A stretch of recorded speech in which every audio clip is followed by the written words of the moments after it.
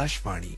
Hello नमस्कार, मैं हूं आपके साथ आपकी दोस्त गीतिका ओनियाल और लेकर आई हूं आपके लिए आप ही का अपना कार्यक्रम रेनबो हेल्पलाइन, एक ऐसा कार्यक्रम जिसके तहत हम विभिन्न मुद्दों पर बात करते हैं, क्योंकि हमारा प्रयास यही रहता है कि कैसे आपकी निजी जिंदगी में जो भी परेशानियां चल रही हैं उन परेशानियों का हल निकाला जा सके। तो हल निकालने के लिए हर बार हमारे साथ हमारे स्टूडियो में मौजूद होते हैं एक्सपर्ट, और आज विशेष रूप से हम बात करने वाले हैं EPF claims and KYC related queries. और इस विषय पर जानकारी देने के लिए आपके मुद्दों या जो भी परेशानियां हैं ईपीएफओ से संबंधित, तो उन सभी मैटर्स को आज आसानी से उनका सरलता के साथ यहां समाधान दिया जाएगा, क्योंकि इस विषय के लिए हमारे साथ हमारे स्टूडियो में मौजूद है Raman Dhanasekar, regional provident fund commissioner, और ये हैंडल कर रहे हैं work study unit finance division EPFO में। तो सबसे पहले हम स्वागत करना चाहते हैं हमारे आज के मेहमान विशेषज्ञ श्री रमन धनसेकर का। सर, आपका बहुत बहुत स्वागत है प्रोग्राम रेनबो हेल्पलाइन में। नमस्कार। नमस्कार। सबसे पहले ये जानना चाहते हैं, जब हम ईपीएफओ की बात करते हैं, क्या है ईपीएफओ और इसके तहत कौन कौन सी स्कीम्स आती हैं? EPFO is a short form of Employees Provident Fund Organization. It is also called as Karmachari Bhavishya Nidhi Sangathan. So it is a statutory body which comes under Ministry of Labor and Employment, Government of India. So we have three schemes being administered. The first scheme is called Employees Provident Fund Scheme, which came in 1952. Then we have an Employees Deposit Linked Insurance Scheme, which is shortly also called EDLI scheme. 76 में आया था.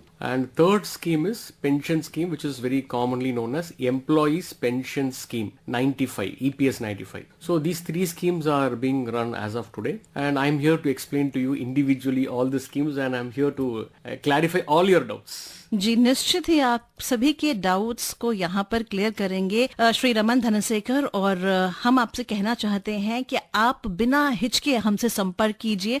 हमारे toll free numbers हैं 23421084, या फिर आप हमसे संपर्क कर सकते हैं 23421080। दिल्ली के बाहर के श्रोताओं को एसटीडी कोड लगाना होगा 011, या फिर आप हमें व्हाट्सएप भी कर सकते हैं 9868107070 इस नंबर के माध्यम से, या फिर आप मेल भी कर सकते हैं rainbow102.6fm@gmail.com। तो बहुत सारे संदेश हमारे पास आने शुरू हो चुके हैं। हमारे पास ये ईमेल आया है मनीष तुलसियान, इन्होंने लिखा है कि ये सितंबर 2024 से काम के सिलसिले में बाहर हैं, ये अपना ईपीएफ अमाउंट विड्रॉ नहीं कर पाए हैं, कुछ एरर हो गया है, कुछ एरर कमिट किया है इनके पिछले एम्प्लॉयर यानी कि लास्ट एम्प्लॉयर ने। अच्छा, अब इनके जो लास्ट एम्प्लॉयर थे उन्होंने जानबूझ के नहीं, अनइंटेंशनली ईपीएस डिडक्ट कर दिया है, इनका पेंशन डिडक्ट कर दिया है और उसको डिपॉजिट कर दिया है इनके यूएएन के अगेंस्ट। अब इनका कहना यह है कि ईपीएफ ऑफिस ने ये कहा है कि मेरी बेसिक पे जो है वो 15,000 से ज्यादा है, इसलिए मैं ईपीएस के लिए एलिजिबल नहीं हूं और मेरे एम्प्लॉयर को अब मेरी पासबुक को रेक्टिफाई करना है, जिससे कि मैं अपना विड्रॉल आसानी से कर सकूं।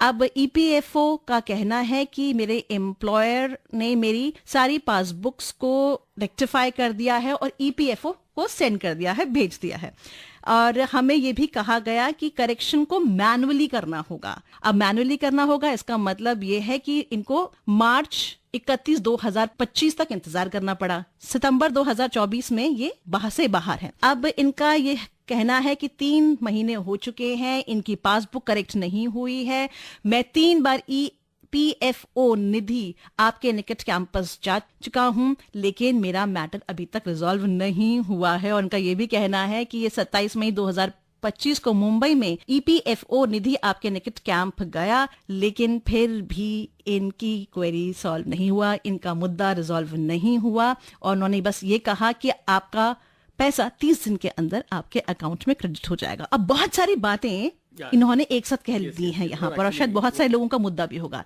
इस पर प्रकाश डालें।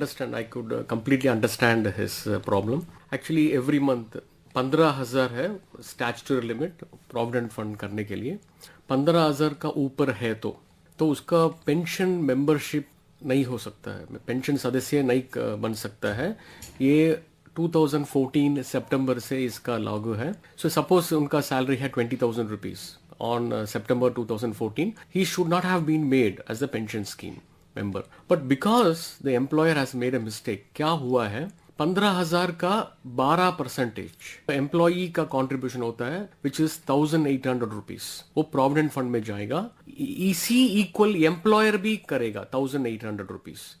सपोज ये सदस्य पेंशन का सदस्य है तो इसमें 1,250 जो भी 1,800 रुपीज है ना, 1,800 रुपया एम्प्लॉयर ने करता है कंट्रीब्यूशन. उस कंट्रीब्यूशन में 1,250 रुपीज जाएगा पेंशन स्कीम को, बाकी 550 रुपीज जाएगा प्रोविडेंट फंड स्कीम को. स्कीम ही अलग अलग हमने बोला फर्स्ट में. सो हर महीने मेंबर का अकाउंट में क्या होगा, 1,800 अपना कंट्रीब्यूशन होगा और 550 एम्प्लॉयर कंट्रीब्यूशन होगा और 1,250 पेंशन में होगा. दिस इज अ नॉर्मल सदस्य है तो. मगर पेंशन सदस्य नहीं है तो क्या होगा, 1,800 भी जाएगा एम्प्लॉयर की कंट्रीब्यूशन, एम्प्लॉयर का कंट्रीब्यूशन वो भी 1,800 जाएगा. और इस पैसा को इंटरेस्ट हम देंगे हर साल में.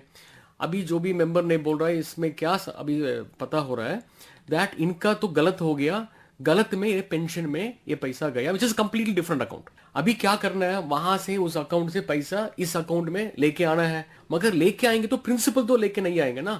हम क्या करेंगे, मान लो 3 साल के पहले ये मिस्टेक हो गया तो 3 साल के पहले से इसका क्रेडिट लगा के उसका इंटरेस्ट भी लेके आना पड़ेगा. तो इसका अभी तक there is only a manual process.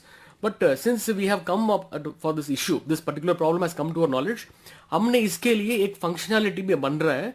ये फंक्शनैलिटी आने के बाद ये सरल से सिस्टम से दोहरा हो जाएगा. अभी सिस्टम नहीं है, सिस्टम का प्रोसेस नहीं है, अभी तो मैनुअली करना है. इसके लिए थोड़ा इसमें डिले हो रहा है, इसके लिए थोड़ा आपको बेयर करना पड़ेगा. बिकॉज आप तरह मान लो एक कंपनी है, मान लो इस तरह है, सम 10,000 पीपल का मिस्टेक हो गया, तो सारा 10,000 का एक करने में थोड़ा तो मुश्किल होगा. उसी क्लर्क ने उसका क्लेम्स भी आएगा, वो भी सेटल करना है, ग्रीवेंस भी आएगा, वो भी करना है. तो इसका थोड़ा तो टाइम हो रहा है. But anyhow we have come to know about this problem and we are bringing a solution, software solution very very very soon. बहुत शीघ्र आपका प्रॉब्लम सॉल्व हो जाएगा. जी, उम्मीद करते हैं कि बहुत जल्द आपकी प्रॉब्लम सॉल्व होगी. एक संदेश आया, ये कहते हैं, इन्होंने नाम नहीं लिखा पर ये कहते हैं कि सर मेरा पीपीएफ बैलेंस नहीं निकल रहा है, बार बार कैंसिल हो जाता है. तो वो क्या कंडीशंस हैं जहां पर ये आप अपने पैसे को क्लेम नहीं कर पा रहे, इनका पैसा इन तक नहीं पहुंच पा रहा है, क्या इनके एंड से कोई गलती हुई है? Actually, I think he's talking about PPF. PPF we are not handling. Actually, we are handling EPF. इन्होंने सिर्फ पीएफ कहा, इन्होंने प्रोविडेंट फंड की बात की है. Maybe we'll assume that it is employees provident fund EPF only. It's very simple. अभी तो member can अपने आप ऑनलाइन में you can file the claim. पुराना जमाने में फिजिकल क्लेम करना पड़ेगा. That claim has to be countersigned by the employer. उसके बाद वो फिजिकली आ जाएगा ऑफिस में, वो सेटल करना है. बहुत बड़ा टाइम होता है इसमें, 30 दिन का टाइम था पहला. अभी तो we have made everything into online mode. Employee ने, मेंबर ने एक Aadhaar linking KYC, since again we have started, the program itself is actually this KYC and claims. I just wanted to tell something about this KYC. What is KYC? Know your customer. And you have also told about the concept of UAN. What is UAN? UAN is nothing but universal account number. ये क्या होता है? कैसे एक member is having a PAN, permanent account number, like that every provident fund member has a UAN. That UAN was allotted somewhere in July 2014 for all the members. But member, when he joins a company, he used to have a separate number called member ID. That member ID is linked with the employer also. So because of that, one UAN member will have one UAN but multiple member ID. So now what we have done is this unique universal account number UAN, in order to make it unique, क्या करना है, उसका KYC का जोड़ना है. क्या क्या KYC जोड़ना है? Aadhaar, PAN, bank account number, mobile number, ये जोड़ेंगे तो हमको पता हो जाएगा ये मेंबर इनका UAN है, इनका मेंबर आईडी है. तो ये हो गया, क्या हो जाएगा, क्लेम अपने आप मेंबर पोर्टल में जाके क्लेम फाइल कर सकता है और बिना एम्प्लॉयर का एक इंटरवेंशन में सीधा हमारा ऑफिस में आ जाएगा, हम सेटल कर देंगे. और इसमें अभी हमने क्या किया, सारा क्लेम ऑटो मोड में किया. ऑटो मोड में क्या है, कोई अप्रूवल नहीं चाहिए. ऑटो अप्रूवल में अभी 1 लाख तक जो भी एडवांसेस है उसका 1 लाख तक ऑटो मोड में जाएगा. अभी very soon we have already implemented up to 5 lakh rupees, जो भी उसको चाहिए ऑटो मोड में जाएगा. 3 दिन में उसका अकाउंट में पैसा जाएगा. इसके लिए क्या करना है आपको, आधार आपका UAN में सीड करना है, बैंक अकाउंट को सीड करना है, और ये करेंगे तो ऑटोमेटिकली ये हो जाएगा, इजीली हो जाएगा. जी, ऐसे ही कुछ सवाल हमारे पास आए और ये कहते हैं शायद इन्होंने एक डॉक्यूमेंट छोड़ दिया है, नहीं इन्होंने उसको अटैच किया है। No problem. क्योंकि इन्होंने ये कह रहे हैं कि 15 दिन हो गए हैं और इनका केवाईसी अभी भी प्रोसेसिंग स्टेज में है। Okay. तो 15 दिन हो गए, इसका मतलब तो शायद यही है कि शायद कुछ गलती हुई है फिर। Maybe there is a possibility. See actually this Aadhaar seeding में आधार में दूसरा नेम का थोड़ा मान लो नेम, आधार का नेम और मेंबर का हमारा रिकॉर्ड में नेम, दोनों में थोड़ा फर्क हो सकता है। और उसका समटाइम्स आधार में डेट ऑफ बर्थ एग्जैक्टली होगा, हमारा रिकॉर्ड में एज ज्वाइनिंग करने का टाइम में as they would have recorded, तो एग्जैक्टली तो मैच नहीं होगा sometimes. So in this cases में that seeding will have a problem. So इसके लिए हमने अभी क्या किया, we have brought a revised process, very simplified process called joint declaration, online joint declaration. Member ने अपना मेंबर पोर्टल में जाके वो सीधा आपका जो भी आपका यूएन में क्या रिकॉर्ड में क्या नाम है और आधार में क्या है वो करके एंटर करेंगे। आधार यूआईडी से डेटा मैच करके अपने आप ऑटोमेटिकली अप्रूव हो जाएगा। तो इसका मतलब कि अगर कहीं भी थोड़ी डिस्क्रिपेंसीज होंगी, थोड़ी सी भी कहीं इधर उधर होगा तो समय लगेगा थोड़ा। इसका अभी हमने क्या किया, इसका जो भी 2017 के बाद अभी क्या किया हमने, अक्टूबर 17 के बाद यूएन आधार बेसिस में ही सीधा अलर्ट हो जाएगा। तो इस तरह का केसेस में मेंबर देमसेल्व्स अप्लाई करके वो जो भी करेक्शंस है वो अपने आप कर सकता है। यानी अक्टूबर 17 के पहले उसका यूएन जनरेट हो गया, आधार सीड हो गया, सब्सिक्वेंटली उनका केस में भी हमारा ईपीएफ ऑफिस को नहीं आएगा, ये मेंबर ने अप्लाई करेगा, एम्प्लॉयर ने अप्रूव करेगा, अपने आप ठीक हो जाएगा। तो लगभग अभी 90 to 95% इस तरह केसेस अपने आप हो रहा है without EPF intervention. Only few cases, old cases में it still comes to our office, 5% of cases में है, वो रिकॉर्ड वगैरह अपलोड करेंगे तो हो जाएगा। अभी भी 1 और 2 दिन में हमने डिजी लॉकर में इसको इंक्लूड कर दिया। डिजी लॉकर में मेंबर के पास पैन है, सारी डिटेल्स मौजूद है, वहां से लेके वो सीधा अप्लाई कर सकता है। उसमें एक ही डॉक्यूमेंट काफी है। डिजी लॉकर से लेंगे तो एक ही डॉक्यूमेंट, नहीं है तो 2 डॉक्यूमेंट चाहिए, तो फिर भी तो वो हो जाएगा। और डिजी लॉकर में कौन से 2 डॉक्यूमेंट्स हैं? एक ही डॉक्यूमेंट चाहिए। सपोज ड्राइविंग लाइसेंस, क्योंकि हर फील्ड के लिए अलग अलग डॉक्यूमेंट है। उसका ड्राइविंग लाइसेंस है और उसका पासपोर्ट है और उसका पैन है, आधार है, जो भी है, एक डॉक्यूमेंट लेंगे तो काफी है वो। जी, एक कॉलर इस वक्त हमारे टेलीफोन लाइन पर जुड़ चुके हैं, काफी देर से इंतजार कर रहे हैं। हेलो हेलो जी, नमस्कार, अपना नाम बताएं और अपना प्रश्न पूछें आप। हाँ मैडम, मेरा नाम अमित माथुर है जी। मेरा ना एक क्वेरी थी कि ना क्या टेक्निकल इश्यूज की वजह से क्लेम रिजेक्ट हो सकता है? ये जानना चाहते हैं कि क्या टेक्निकल इश्यूज की वजह से क्लेम रिजेक्ट हो सकता है?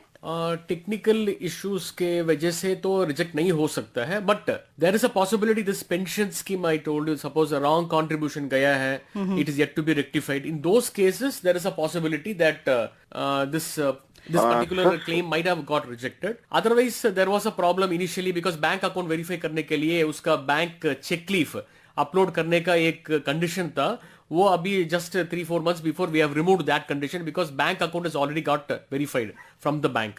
सो there is no actual reason to reject any claim. Only issue is maybe there is a possibility आपका अकाउंट में पैसा उतना एलिजिबल नहीं है, इतना पैसा नहीं होगा, इतना सर्विस, सपोज आपका हाउसिंग एडवांस चाहिए, उसका मिनिमम 5 साल का सर्विस होना चाहिए, हो सकता है आपका सर्विस उससे भी कम हो सकता है, because of that they might have rejected.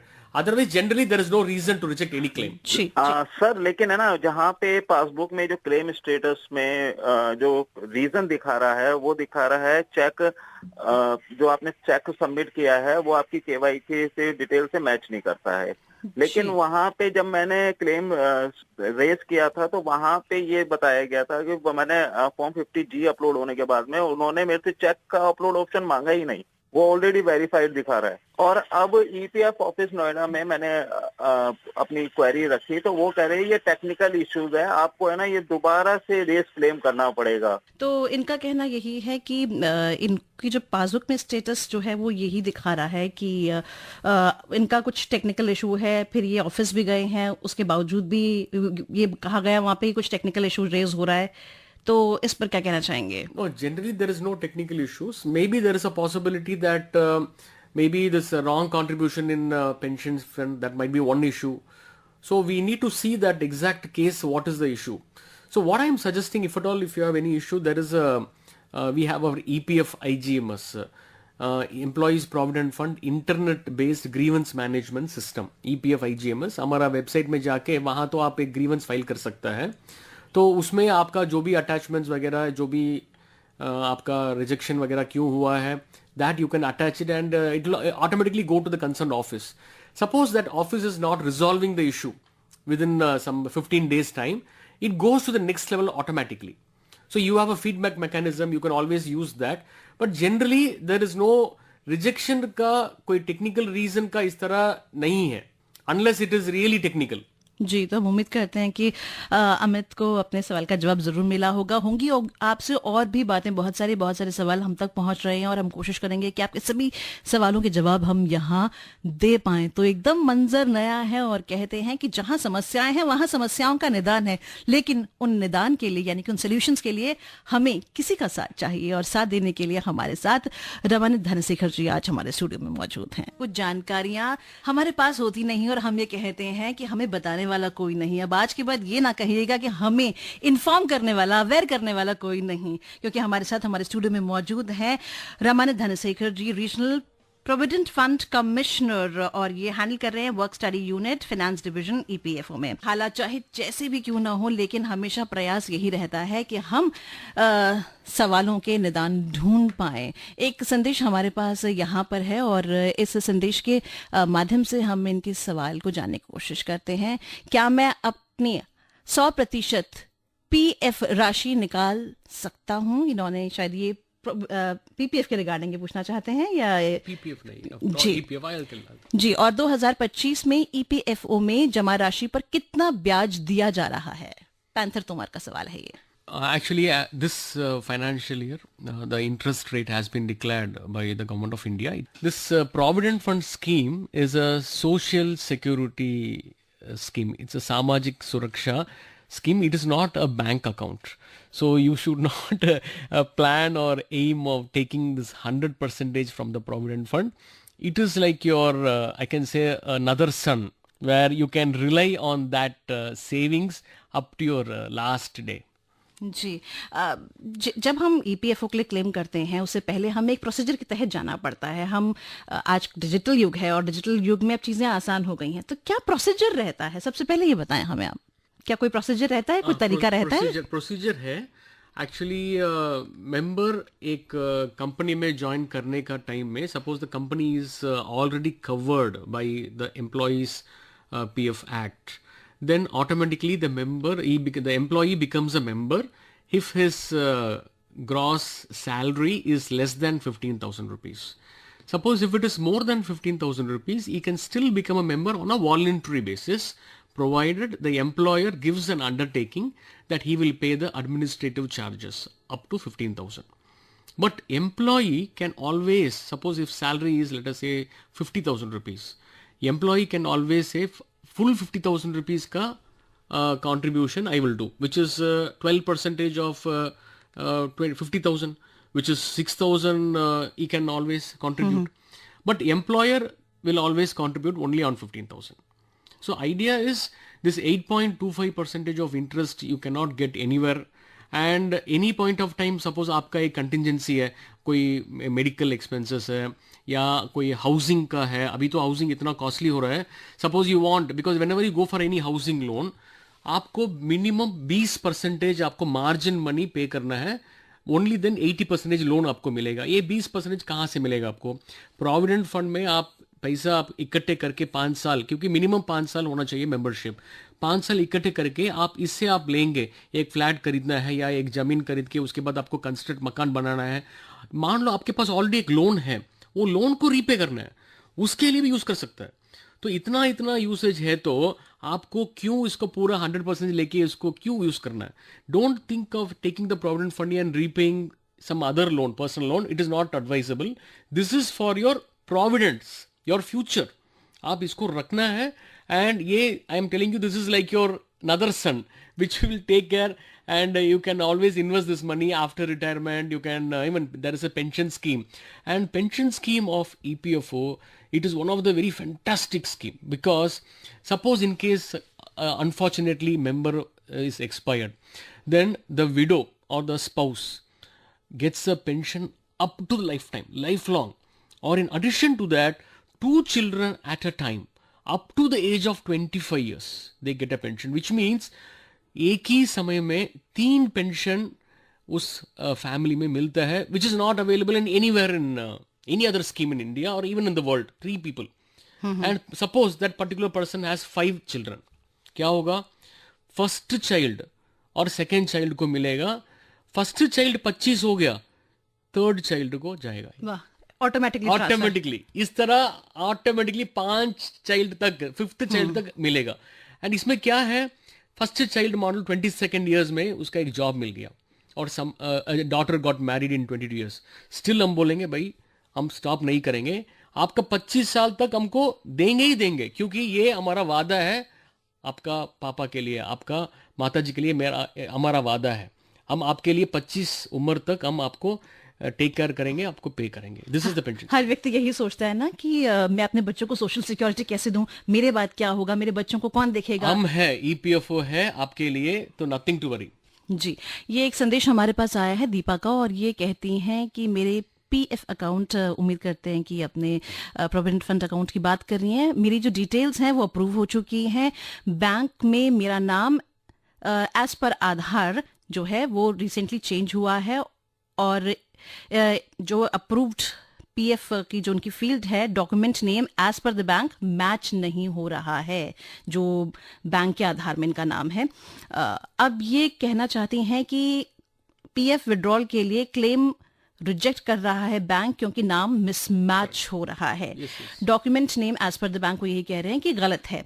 अब आधार में मेरे इनिशियल्स जो हैं वो एक्सपैंडेड हैं, पीएफ में मेरे इनिशियल्स एक्सपैंडेड नहीं हैं. कैसे सॉल्व करें इस मुद्दे को? This is a common thing which we are seeing it.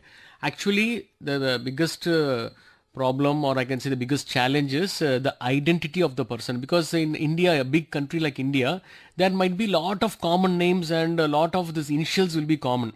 So that is why the Aadhaar, usually the expanded name, it is getting captured.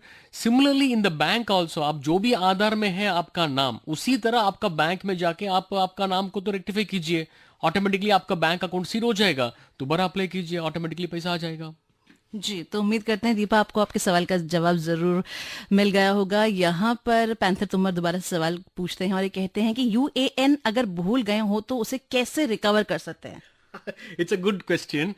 UAN actually file an RTA. Otherwise, you can go to the employer. If at all your employer is supposed to give you that UAN number, because again, there might be a lot of confusion in the UAN also. Suppose in some state, if you've seen a lot of common names are there. Suppose if you go to this Karnataka, Manjunath is a very common name. Now the problem is the employer, he should correctly give the correct Manjunath's UAN to the other Manjunath. Many a times we have found out one UAN number of some Manjunath will go to the other Manjunath. नाम same होने की वजह से. So आप एक better source is आपका employer, क्योंकि बिना UAN आपका contribution ही नहीं आ पाएगा अभी. From 2017-18 में we are saying that UAN होना चाहिए. Without UAN, you cannot make the monthly contribution. So UAN तो जरूरत है. And in this program, take an opportunity of this program, I request all the members, आपका UAN आपका employer से लेके, in fact you can even download that UAN card. आपका online में भी आप जाके ना, आपका through Aadhaar OTP, you can even try to verify this member forget password करके है. आप forget password में you can try to you suppose if you have a mobile number linked with Aadhaar, through that OTP में you can access your member passbook, and in the passbook में UAN number will be coming. So all these facilities are there, but only my request is आप स्वयं कीजिए, क्योंकि आपका UAN आपका personal data है, आपका name, date of birth, gender, आपका मोबाइल नंबर, ये पूरा पर्सनल इन्फॉर्मेशन है और ये बहुत बहुत सेंसिटिव इन्फॉर्मेशन. अभी तो इतना साइबर क्राइम्स हो रहा है. मेरा विनती है, मेरा रिक्वेस्ट है, आप इसका it's like your property, it's like your intangible asset. बिल्कुल, एक व्यक्ति अपनी पूंजी जमा करता है ये सोचकर कि उसके परिवार के काम आएगी, लेकिन परिवार की गलती की वजह से, नासमझी की वजह से सब कुछ सो इसको बहुत आप बहुत सेफली रख लीजिए. ओनली आपके कोई प्रॉब्लम है और आपका कोई सिस्टम में कोई प्रॉब्लम है, आप कोई पास का ऑफिस में जाइए, कोई पीएफ ऑफिस में, वहां तो हर ऑफिस में एक मे हाई हेल्प यू काउंटर है. आप वहां जाएंगे, आपको कैसे करना है आपको मिलेगा. अदरवाइज हमारा वेबसाइट है www.may-help epfindia.gov.in, ये हमारा एक ही वेबसाइट है। उसी वेबसाइट में आप जाइए, ऑथराइज्ड वेबसाइट है, वहां पे सारा समस्या का आपका वीडियोस हमने लगा दिया, क्या करना है, कैसे करना है, स्टेप बाय स्टेप। और इसमें आपका FAQs है, फ्रीक्वेंटली आस्क्ड क्वेश्चन, जो भी यहाँ आपका प्रश्न आ रहा है, इसमें लगभग तो 80 to 90% of the questions are already there. और इस पर्टिकुलर क्वेश्चंस में एक लिंक भी हमने दिया है, वहां पे एक चैट बॉट है मैत्रेयी, वहां मैत्रेयी में जाएंगे, वहां आपको मिलेगा क्या क्या करना है। सपोज मान लो एक भी क्वेश्चन यहाँ प्रश्न आ रहा है वो FAQ में नहीं है, हम यहां से लेके वहां इंक्लूड कर देंगे अभी। तो आपको सारा समस्या का सो भी आंसर यहां नहीं हो रहा FAQ में मिलेगा, मगर आप जरूर हमारे वेबसाइट में जाइए, वहां देख लीजिए, आपका कोई समस्या आपको वहां आसान आपको क्लियर हो जाएगा। फिर भी नहीं हो रहा है तो आप EPF IGMS हमने बोला, उसमें आप ग्रीवेंस डाल दीजिए। उसमें भी आपका कोई प्रॉब्लम है, I am going to give you my personal email ID यहाँ पे, सो दैट आप सीधा हमारा ईमेल ID में you can put send a mail with all the EPF IGMS, क्या क्या हुआ है सारा आप भेज दीजिए। This email I am only accessing it, I am only seeing it each and every day, so I will be very happy to see this क्या आपको कर रहा है।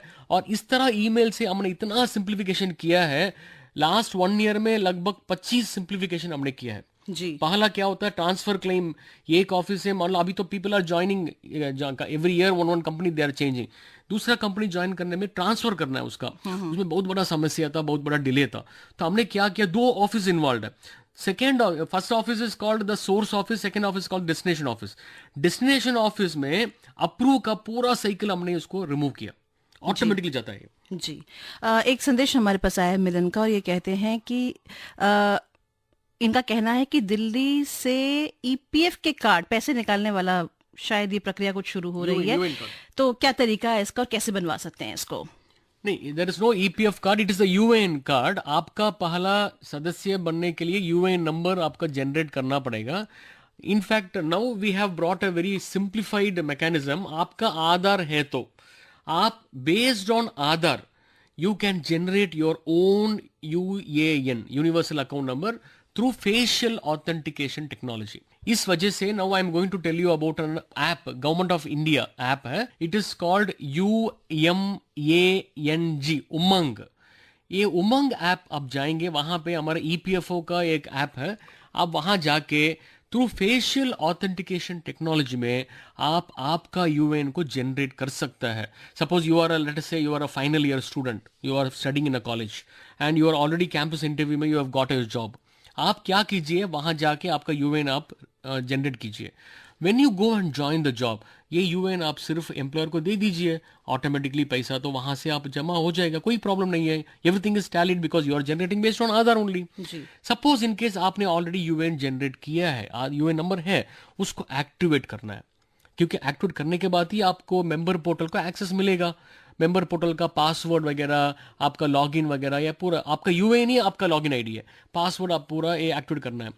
ये भी आपका उमंग ऐप में FAT में कर सकता है। इसके अलावा now one more point we have brought in is biometric authentication. तो आपका UAN का बायोमेट्रिक ऑथेंटिकेशन भी आप कर सकता है थ्रू दिस उमंग।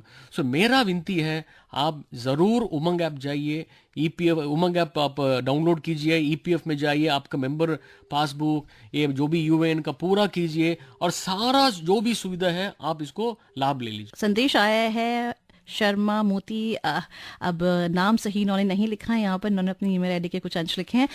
खैर, आपके सवाल का जवाब देना यहाँ हमारा फर्ज है। इन्होंने कुछ डिटेल्स दी हैं यहाँ पर, और उसके बाद लिखा है कि कोई डेटा अवेलेबल नहीं है इस संबंध में, और इनसे कहा गया है कि आप RO दिल्ली ऑफिस को कांटेक्ट कर सकते हैं, और सही एक्शन लेने के लिए आप अपने UAN को डीएक्टिवेट कर सकते हैं। फिर इन्होंने कुछ डिटेल्स दी हैं जिनका जिक्र मैं यहाँ नहीं कर पाऊंगी, लेकिन इन्होंने आगे लिखा है कि मैं एक PF मेंबर हूँ और मैंने एक कंपनी से ज़्यादा कंपनीज में काम किया है। मैंने अपना पैसा ट्रांसफ़र करवाया अपनी नई कंपनी में, जो ट्रांसफ़र हुआ, पर अभी तक मेरे PF पासबुक में शो नहीं हो रहा है। अब आप इस संबंध में कुछ जानकारी दें। There is a process for that. अभी हमने आपको बोला था 2 ऑफिसेस है। पहला ऑफिस है आपका अकाउंट क्लोज होके दूसरा ऑफिस में ये पैसा आ गया है, उस ऑफिस में एक अप्रूवल प्रोसेस था पहला। तो जो भी शायद आपका केसेस है, पुराना केस हो सकता है, वो एक अप्रूवल के लिए प्रोसेस में अभी तो है। अभी नया केसेस जो भी अभी एक ट्रांसफर हो रहा है, इसके लिए कोई अप्रूवल का जरूरत नहीं है इन द रिसीविंग ऑफिस। एक पुराना सोर्स ऑफिस ने आपका ट्रांसफर किया तो अपना अकाउंट में ऑटोमेटिकली जाएगा। अभी आपका इंटरेस्ट का लास्ट पिछले साल 24-25 का इंटरेस्ट का आपका क्रेडिट का एक एक्सरसाइज हो रहा है अभी, तो हो सकता है because of that some delay might be there. आप थोड़ा वेट कीजिए, क्योंकि 31/3/2025 तक जो भी है वो केसेस का हमने क्रेडिट दे के उसके बाद इंटरेस्ट दे के आपका अकाउंट में पासबुक में आ जाएगा। शायद उसके बाद का केसेस सेकेंड फेज में लेके वो भी आ जाएगा। थोड़ा सा टाइम दे दीजिए, वो आ जाएगा आपका अकाउंट में। जी, ज़रूर आपके अकाउंट से पैसे आएंगे और आपका क्लेम जिसके आप कर रहे हैं, जिसकी चाह कर रहे हैं, वो ज़रूर आपको मिलेगा। यहाँ पर एक संदेश और है, और चंद्रमौली है इनका नाम, मेरे कहते हैं इनका कहना है got scheme certificate no UAN। yes, और yes. UAN कैसे प्राप्त किया जा सकता है, इसके बारे में very good question. In fact I was waiting for this question. Scheme certificate क्या है? ये स्कीम सर्टिफिकेट बहुत इंपॉर्टेंट है। आपको तो स्कूल में ज्वाइन करने का टाइम में मान लो 5 साल आपने एक स्कूल में पढ़ लिया, दूसरा स्कूल ज्वाइन करने में आपको एडमिशन 6th में मिलेगा ना। Other they will not give the admission in first standard. That 5 year के लिए आपका एक TC मिलता है, ट्रांसफर सर्टिफिकेट। इसी तरह स्कीम सर्टिफिकेट आपने एक कंपनी में 5 साल काम किया, दूसरा कंपनी में ज्वाइन करने का टाइम में आपका सर्विस 6th ईयर से शुरू होगा। मगर इसके लिए आपको क्या करना है, ये स्कीम सर्टिफिकेट जमा करना है। तो मैं आपके पास शायद एक स्कीम सर्टिफिकेट है, ये UAN का पहला वाला जमाने में आपने लिया है। आप इसका आपका एज अभी आप चेक कीजिए, क्योंकि 58 तक आपका टाइम है कोई सर्विस करने के लिए, क्योंकि 58 में आपको पेंशन मिलेगा, सुपर एनुएशन एज। मान लो आपका एज अभी 50 है, आपके पास एक स्कीम सर्टिफिकेट पुराना है, अभी आपने काम कर रहा है, 58 तक काम करने के बाद आप ये वाला स्कीम सर्टिफिकेट देंगे, तो ये स्कीम सर्टिफिकेट का मान लो आपके पास एक 10 साल का सर्विस है और उसके बाद दूसरा एक सर्विस है, दोनों जोड़ के आपका 58 में आपको फुल पेंशन जो भी सर्विस है उसमें मिलेगा। तो आप उस समय में आपका UAN जनरेट हो जाएगा। अभी सपोज आपके पास UAN नहीं है तो, अदरवाइज अभी एक UAN में आपका करंट एम्प्लॉयमेंट में कंट्रीब्यूशन हो रहा है तो आप उस UAN में भी आपका सर्विस ट्रांसफर हो सकता है, कोई प्रॉब्लम नहीं है। अभी आप काम नहीं कर रहा है, सिर्फ स्कीम सर्टिफिकेट है, आप डिसाइड कीजिए आपको पेंशन आप अभी जरूरत है क्या, क्योंकि 50 ईयर्स हो गया, they are eligible for pension if there are 10 years of service है तो। मगर आपको पेंशन कम मिलेगा। 58 में आपको 100 रुपया मिलता है, तो हर साल में आपका थोड़ा अर्ली में लेता है तो हर साल में 4% कम होता है। तो 100 रुपीज है तो मान लो, देन समथिंग इन 50 ईयर्स में तो आप हर 4% कम हो जाएगा। तो आप डिसाइड कीजिए 58 में, आप वेट कीजिए 58 में फुल पेंशन ले लीजिए, उस समय में आप स्कीम सर्टिफिकेट जमा कीजिए। जी, एक संदेश हमारे पास और आया यहाँ पर कुलदीप यादव का, और ये कहते हैं कि मुझे जानना है डेट ऑफ बर्थ जो है इन्होंने सही नहीं डाली थी और अब ये EPFO में मिसमैच हो रही है, तो अब इसके लिए क्या किया जा सकता है? हमने अभी बोला है ना, आपका रिकॉर्ड हमारा PF रिकॉर्ड्स में उस समय में देने का टाइम में हो सकता है वो गलत डेट ऑफ बर्थ आपने दिया होगा। अभी आधार में जो भी है टिक डेट ऑफ बर्थ है उसको रेक्टिफाई करना है। तो अभी आप हमने बोला है आपको ऑनलाइन सिंप्लीफिकेशन जॉइंट डिक्लेरेशन में आप कर सकता है, उसमें आपका कोई सर्टिफिकेट वगैरह है तो आप अपलोड कीजिए। अदरवाइज आप अभी डिजी लॉकर में आपका कोई डॉक्यूमेंट्स है वो भी आप अपलोड कीजिए, ऑटोमेटिकली आपको तुरंत आपका अप्रूव हो जाएगा। एक बार अप्रूव होने में आपका UAN का रिकॉर्ड और आधार का रिकॉर्ड एग्जैक्टली मैच होने में आधार आपका UAN में सीड हो जाएगा। सीड होने में क्या एडवांटेज है, आपका मेंबर पोर्टल का एक्सेस मिलेगा, मेंबर पोर्टल में आप जाके आपका क्लेम जमा कर सकता है, मेंबर पासबुक देख सकता है, आप ही ट्रांसफर भी कर सकता है। ये पूरा आपको उतना सर्विसेज आपको मिलेगा। मगर इसके लिए आपका डेटा और UAN का डेटा और आधार का डेटा एग्जैक्टली मैच होना चाहिए in name, date of birth and gender, these 3 field में। Mostly problem date of birth में होगा, बिकॉज आपका एम्प्लॉयर एज लिखा होगा, इस तरह का वो तो नॉर्मल है। बट आप एक बार आधार सीडिंग हो गया, जॉइंट डिक्लेरेशन हो गया, तो उसके बाद बहुत ईजी है। जी, एक कॉलर इस वक्त हमारे टेलीफोन लाइन पर है। जी नमस्कार, अपना नाम बताएं, प्रश्न पूछें। आदर्शन मेरा नाम है जी बताइए, आपकी आवाज। हाँ जी, यस मैम। मैम मैंने लास्ट 24 मई को अपना क्लेम डाला था 24 मई को क्लेम डाला है जी। जो कि अभी तक पेंडिंग है। 10 जून तक वो नहीं आया तो 10 मैंने जून तक ग्रीवेंस नहीं आया। पोर्टल पर ग्रीवेंस डाली थी, ग्रीवेंस डाली है आपने जी। जिस पर 22 तारीख में रिप्लाई आया कि सेक्शन 3 को हमने डाल दिया है। अच्छा, वो सेक्शन उसके बाद मैंने 3 दिन वेट किया। 25 तारीख को मैंने फिर से ग्रीवेंस पोर्टल पर दोबारा से ग्रीवेंस एक्टिवेट किया हम्म। तो उसमें ग्रीवेंस में आया कि वो अभी ये हमारे अंडर में है ही नहीं। अच्छा, आरओ बांद्रा का ये केसेस है, लेकिन अभी तक वो स्टिल पेंडिंग में ही शो कर रहा है क्लेम। तो उसमें क्या करना चाहिए? जी बहुत बहुत धन्यवाद मित्र सवाल पूछने के लिए। उन्होंने ग्रीवेंस पोर्टल पर यानी कि ग्रीवेंस में अपना मुद्दा लिखा तो वहां से ये रिप्लाई आया। पहले तो उनके पास कुछ नोटिफिकेशन आया, लेकिन उसके बाद उन्होंने जब दोबारा उस पर कार्रवाई की तो तब इनके पास संदेश आया कि अब ये उनके अंडर आता ही नहीं है। ओके एक्चुअली हमने क्या किया, some bigger offices we have bifurcated into smaller offices for increasing the service. Maybe हो सकता है this particular claim would have gone to the new office. तो अभी that physical records would have been sent to the new office. थोड़ा time होगा but जरूर आपका claim तो, क्योंकि रिकॉर्ड एक बार आ गया कोई प्रॉब्लम नहीं है, आपका क्लेम सेटल हो जाएगा, कोई प्रॉब्लम नहीं है। Just give us some time. जी एक संदेश हमारे पास आया है सुंदर जी का। ये ऑस्ट्रेलिया में रहते हैं और पेंशन रिलेटेड इनके कुछ इश्यूज हैं और मैं उम्मीद करती हूँ कि शायद पहले भारत में रहते होंगे और जिस वजह से ये कह रहे हैं कि इन्होंने अपना लाइफ सर्टिफिकेट इशू किया है कॉन्सुलेट जनरल को, इंडियन हाई कमीशन सिडनी, पर अभी तक कोई एक्शन नहीं लिया गया है। और सबसे इम्पोर्टेंट, सबसे खास सवाल इनका ये है कि ये आपसे कैसे संपर्क करें, ये जानना चाहते हैं। I'm giving you my email ID. I mean anybody who has some genuine issues, आप एक बार तो EPF IGMS ट्राई कीजिए, because so much of email comes also, I'll not be able to physically see that, but still I am willing to actually share my email ID because I'm really interested to find out some kind of issues. Really some issues are there. We are here to simplify that processes. That is my job and I'm so happy to do that. जी email ID बता दीजिए जल्दी से। It is rc.wsu. RC is regional commissioner dot WSU is work study unit @ epfindia.gov.in. Again I'm repeating, rc.wsu @epfindia, single word, epfindia.gov.in. आप subject में आप लिख लीजिए रेनबो एफएम का आज का, सो that I know that.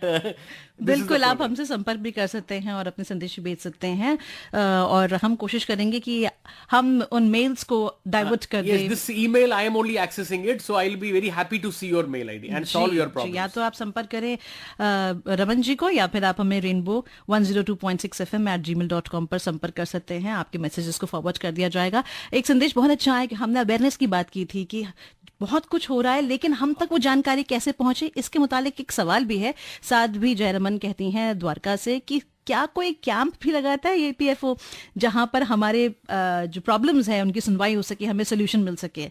Actually every month we have a निधि आपके निकट प्रोग्राम। तो आप हमारा ऑफिसर्स आपका जो भी पास का कोई सेंटर में आके वहां एक कैंप लगाता है।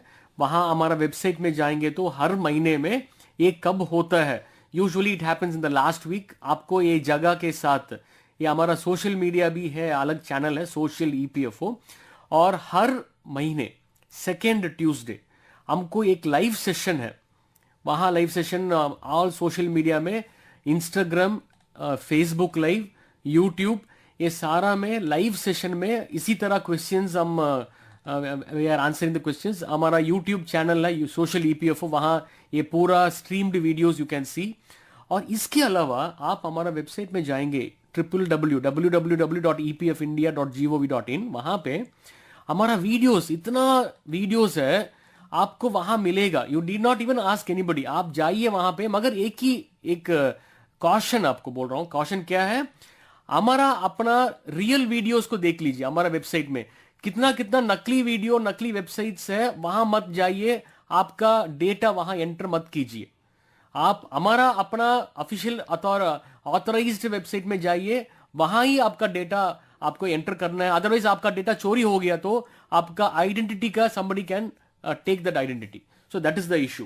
थोड़ा आप इसको चेतावनी, थोड़ा कॉशन है ये। बहुत सारे संदेश अभी भी हमारे पास आ रहे हैं रमन जी। मैं तो ये सोच रही हूँ कि काश हम इस प्रोग्राम को 1 घंटा और आगे बढ़ा सकते और जितने भी निदान है, लोगों के सवाल हैं, उनका हम जवाब दे पाते, लेकिन समय कम है। अंत में क्या कहना चाहेंगे आप? In fact so much of simplifications हमने ऑलरेडी इंक्लूड करके लेके आ गया आपके लिए।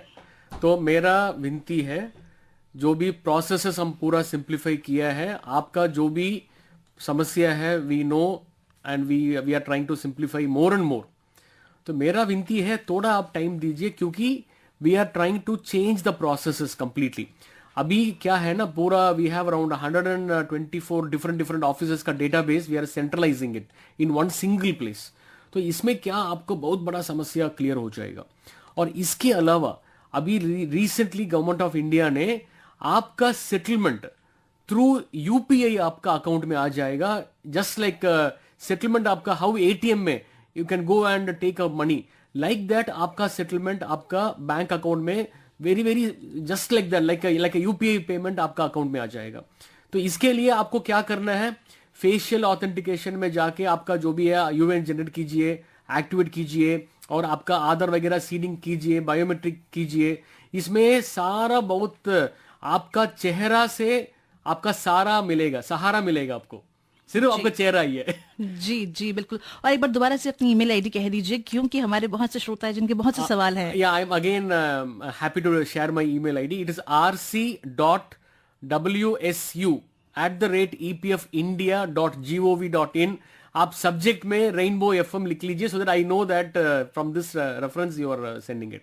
जी रमन धनशेखर जी, बहुत बहुत शुक्रिया आपका स्टूडियो में आने के लिए और इतनी सारी जानकारी हमारे श्रोताओं तक पहुंचाने के लिए, और उसके साथ साथ बहुत सारे मुद्दों पर बहुत सारी बातें बताने के लिए, एक रास्ता देने के लिए आपका बहुत बहुत शुक्रिया, बहुत बहुत धन्यवाद। बहुत बहुत धन्यवाद, थैंक यू।